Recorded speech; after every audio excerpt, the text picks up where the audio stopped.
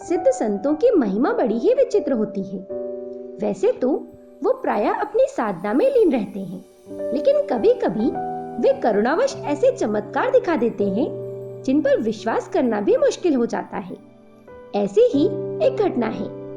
विंध्याचल की पर्वतमाला पर माँ विंध्यवासिनी के मंदिर के पास ही मौनी बाबा की गुफा थी। वहां वो अपने 2 शिष्यों के साथ माँ गायत्री की अखंड साधना में लीन रहते थे। वो ऐसे सिद्ध साधक थे जिन्हें विभिन्न सिद्धियां सहज ही उपलब्ध थी।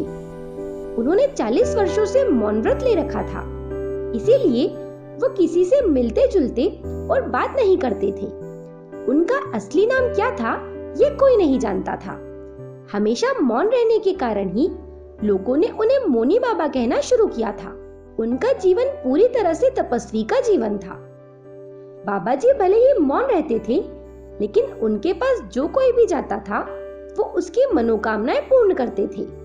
लोगों का मानना था कि जो भी उनके पास जाता है वो कभी निराश होकर नहीं लौटता। जिनको भी बाबा के आशीर्वाद से लाभ मिलता वो दूसरों को भी इनके बारे में जरूर बताते। धीरे धीरे बाबा की ख्याति दूर दराज तक फैल गई। इसीलिए बाबा की गुफा में लोगों की भीड़ बढ़ने लगी, जिससे कि उनकी साधना में विघ्न होने लगा। लोगों की समस्याओं का तो कोई अंत है ही नहीं, और फिर यदि कोई ऐसा मिल जाए जो बिना किसी लालच के आपकी समस्याओं का समाधान निकाल दे, तो फिर कौन ऐसा मौका चूकेगा। आखिरकार लोगों की भीड़ से परेशान होकर बाबा जी ने अपने दोनों शिष्यों को गुफा के बाहर बिठा दिया और खुद साधना करने लगे। मौनी बाबा के वो 2 शिष्य भी कोई साधारण चेले नहीं थे। उन्हें भी बाबा जी की कृपा से कई सिद्धियां प्राप्त थी। इसीलिए अब वो दोनों ही लोगों को आशीर्वाद देकर बाहर से ही विदा कर दिया करते। ज्यादातर लोग सांसारिक इच्छाओं की पूर्ति के लिए ही आते थे, ना कि गुरुदेव का आशीर्वाद पाने। इसलिए उन्हें मनचाहा आशीर्वाद दिया जाता तो वो खुशी खुशी वापस लौट जाते। कई लोग तो बाबा जी के दर्शन की इच्छा तक व्यक्त नहीं करते। अब बाबा जी भी निर्विघ्न अपनी साधना में लगे रहते। मौनी बाबा जिस राज्य में रहते थे, वहां का राजा स्वभाव से बड़ा ही दयालु और पराक्रमी था। वो अपनी प्रजा को बहुत प्रेम करता था। उस राज्य में सभी सुख और प्रेम पूर्वक रहा करते थे। राजा की तरह ही रानी भी बड़ी धार्मिक स्वभाव की महिला थी। वैसे तो उनके पास सब कुछ था, लेकिन उन्हें बस एक बात का दुख था कि उनकी कोई संतान नहीं थी। संतान प्राप्ति के लिए राजा और रानी ने हर संभव उपाय करके देख लिया था। उन्होंने कई ज्योतिषियों के बताए हुए व्रत और उपवास किए, सैकड़ों वैद्यों को दिखाया गया, लेकिन उन्हें निराशा ही हाथ लगी। संतान प्राप्ति की चिंता में राजा और रानी हर वक्त दुखी रहा करते। तभी महारानी को किसी ने मौनी बाबा के पास जाने की बात कही। मौनी बाबा के चमत्कारों की कहानियां राजा और रानी दोनों ने ही सुन रखी थी, लेकिन राजा इतने निराश हो चुके थे कि उनमें कहीं जाने की इच्छा ही नहीं रह गई थी। पर रानी ने हार नहीं मानी थी। उन्होंने राजा जी से मौनी बाबा के पास जाने का आग्रह किया। पहले तो राजा ने मना कर दिया, लेकिन फिर रानी की बात रखने के लिए उन्होंने मौनी बाबा को राज दरबार में बुलाने का फैसला लिया। जब रानी को ये बात पता चली तो उन्होंने राजा से कहा कि हम याचक हैं और याचक दाता के पास जाता है, ना कि दाता याचक के पास आता है। रानी की ये बात तर्कसंगत थी, इसलिए राजा मौनी बाबा के पास जाने के लिए तैयार हो गए। अगले दिन राजा रानी बाबा की तपस्थली की ओर चल दिए। उस स्थान का वातावरण बहुत ही शांत था। राजा रानी को वहां जाकर बहुत ही शांति का अनुभव हुआ। वहां पर आए दूसरे दर्शनार्थी बाबा के शिष्यों से आशीर्वाद लेकर वहीं से लौट रहे थे, लेकिन राजा रानी ने बाबा के दर्शनों की अभिलाषा शिष्यों से व्यक्त की। वैसे तो बाबा के आदेश के अनुसार दोनों शिष्य बाबा की गुफा में किसी को जाने नहीं देते थे, लेकिन पता नहीं किस प्रेरणा के चलते आज उन्होंने राजा रानी को नहीं रोका। राजा रानी गुफा के अंदर चले गए। सामने पत्थर पर ही बाबा ध्यान लगाए हुए बैठे थे। राजा ने कई सिद्ध संतों के दर्शन किए थे, लेकिन उन्होंने ऐसा महान तपस्वी पहले कभी नहीं देखा था। उन दोनों ने बाबा को प्रणाम किया और बाबा ने आशीर्वाद स्वरूप अपना हाथ ऊपर कर दिया। राजा रानी ने सोचा था कि बाबा अवश्य ही उनसे बात करेंगी, लेकिन बहुत देर के बाद भी बाबा कुछ नहीं बोले। आखिरकार राजा रानी लौटकर महल आ गए। बाबा को देखने के बाद रानी को मन ही मन ये विश्वास हो गया कि सिर्फ बाबा ही हैं जो उनके जीवन की कमी को दूर कर सकते हैं। उन्होंने राजा से दोबारा बाबा के पास जाने की इच्छा प्रकट की, लेकिन राजकीय जिम्मेदारियों के चलते राजा का रोज वहां जाना संभव नहीं था। उन्होंने रानी को वहां जाने की इजाजत दे दी। अब रानी रोज ही वहां जाने लगी। वहां जाकर वो आसपास की सफाई कर दिया करती और घंटों बाबा के पास बैठी रहती कि कभी तो बाबा मौन तोड़ेंगे और मुझसे बात करेंगे। ऐसे ही दिन बीतते गए। एक दिन आंधी तूफान के साथ जोरों की बारिश होने लगी।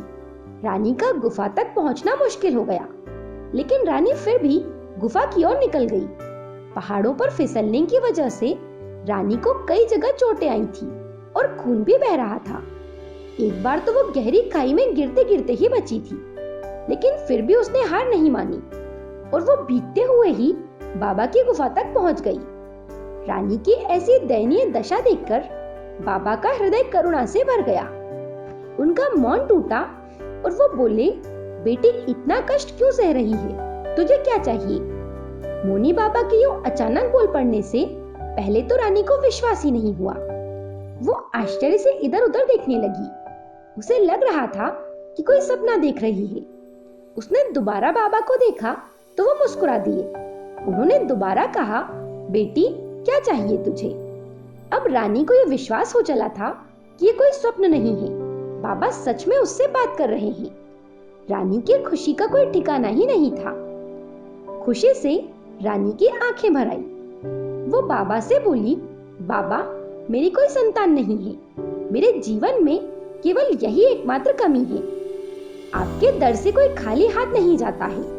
आप मुझे भी पुत्रवती होने का आशीर्वाद दीजिए। करुणावश बाबा ने बोल दिया कि जा, तेरी इच्छा पूरी होगी, तुझे पुत्र अवश्य होगा। बाबा से आशीर्वाद पाकर रानी खुशी खुशी महल लौट गई। उसके जाने के बाद बाबा ने ध्यान में जाकर देखा तो उन्हें पता चला कि रानी के भाग्य में कोई संतान है ही नहीं। लेकिन अब तो वो आशीर्वाद दे चुके थे और उनका आशीर्वाद झूठा कैसे हो सकता था। उन्होंने उसी क्षण ही निश्चय कर लिया कि मैं स्वयं रानी के कोख से जन्म लूंगा। उन्होंने समाधि लगाई और उसी क्षण अपने प्राण त्याग दिए। इधर कुछ दिनों के बाद रानी गर्भवती हो गई। महल में चारों ओर खुशियों का माहौल छा गया। रानी ने एक सुंदर राजकुमार को जन्म दिया। वैसे तो राजकुमार सभी गुणों से युक्त था, लेकिन वो कुछ भी नहीं बोलता था।